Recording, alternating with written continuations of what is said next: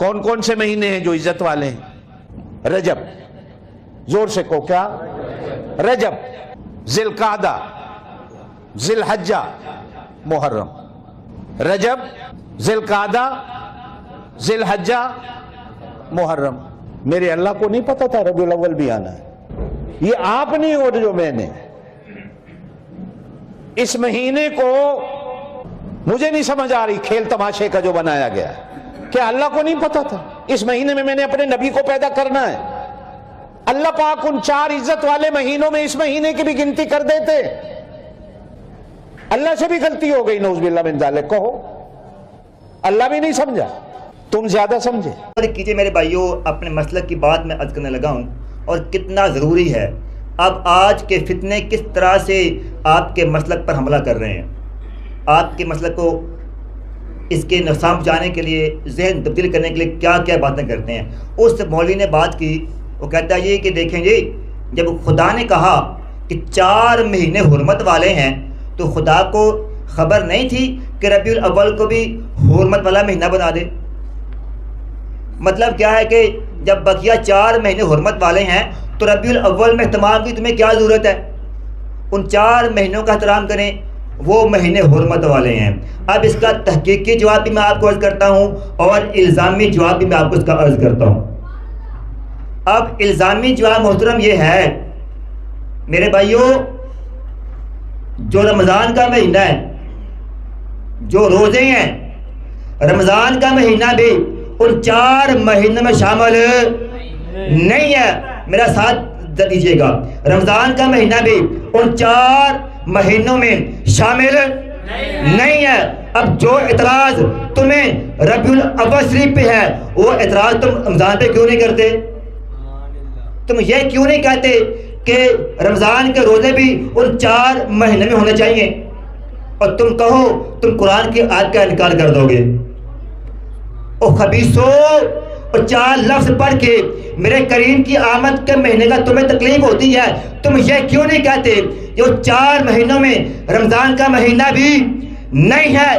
تم یہ کیوں نہیں کہتے کہ رمضان بھی ان 4 ماہ میں ہونا چاہیے تھا؟ اور بقول تمہارے کیا خدا کو علم نہیں تھا کہ روزے رمضان کے مہینے میں ہوں گے؟ تو خدا نے پھر ان 4 ماہ میں رمضان کو شامل کیوں نہیں فرمایا؟ کیا خیال ہے آپ کا میرے بھائیوں؟ اور پھر اگلی بات سنیں، اب حافظ ابن کثیر کا ایک قول ہے اور سارے مانتے ہیں کہ رمضان کے مہینے کی بہت سی فضیلتوں میں سے ایک یہ بھی فضیلت ہے کہ رمضان المبارک میں قرآن کریم نازل ہوا تھا۔ وہ عقل کے اندھو، خدا تمہیں ہدایت دے، اگر ہدایت نہیں ہے تو آپ کی زبان بند کر دے اور سوچو یار، میرے کریم پر قرآن نازل ہوا ہے، آپ پر قرآن اترا ہے، جو قرآن اترے اس قرآن کے اترنے کی رات کو تو سارے مناتے ہیں، اور جن پر قرآن اترا ہے ان کی آمد کو منانے میں کیا حرج ہے؟ بات پہ غور نہیں کیا آپ نے؟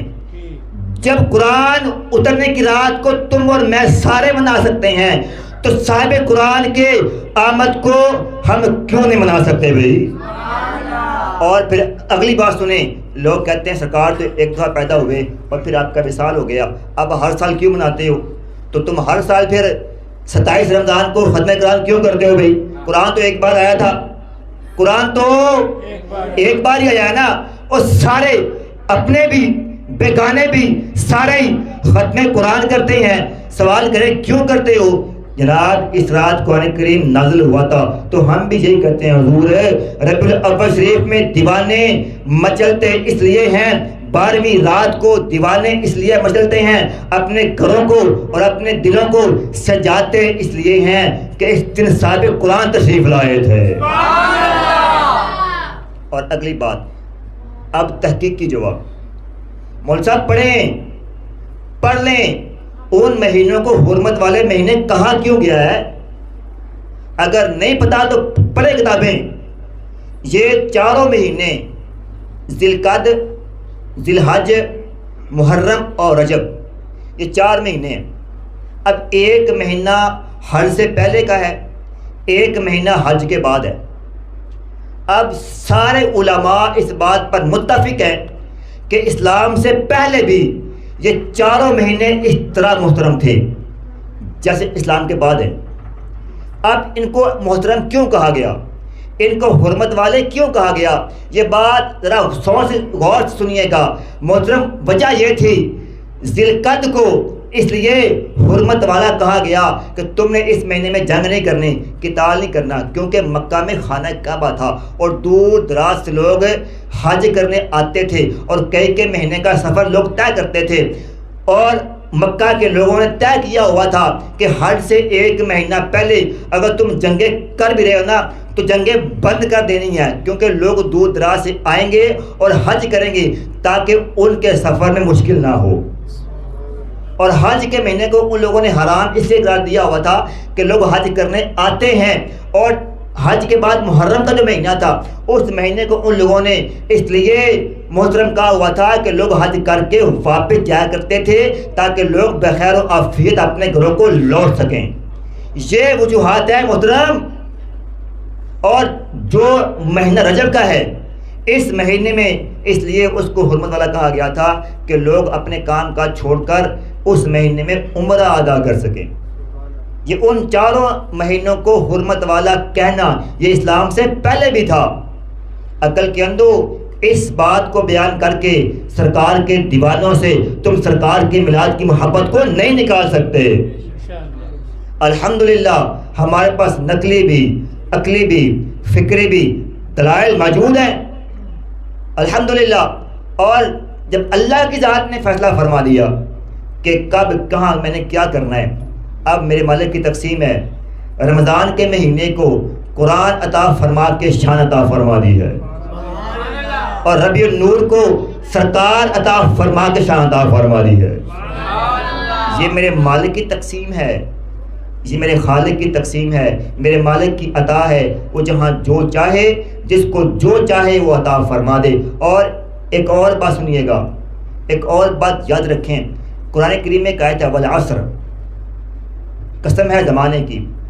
اس کی تفسیر پڑھیں، اس کی تفسیر میں علماء کے بہت سے اقوال ہیں۔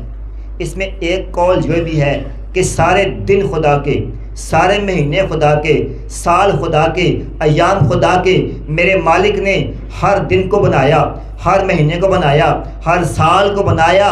اب اللہ کی بارگاہ میں سارے مہینے میرے مالک کے بنائے ہوئے ہیں، میرے خالق کے بنائے ہوئے ہیں، تو ہمارا کوئی حق نہیں بنتا۔ میرے مالک کی تقسیم ہے، اس نے جس مہینے میں جو رکھا اس کی حکمت تھی، اس کی اپنی ایک شان ہے، اس کی حکمت ہے، اس نے اپنی حکمت کے مطابق یہ تقسیم فرما دی ہے۔ کسی دن کو برا نہیں کہنا چاہیے، کسی مہینے کو برا نہیں کہنا چاہیے، اور سال کو برا نہیں کہنا چاہیے، اور زمانے کو بھی برا نہیں کرنا چاہیے۔ اس لیے میرے بھائیوں الحمدللہ ہمارے عقائد مضبوط ہیں، ہمارے عقائد سچے بھی ہیں، ہمارے عقائد پکے بھی ہیں۔ اللہ کی بارگاہ میں دعا ہے کہ مولا کریم مجھے اور آپ کو سچا دین حق کا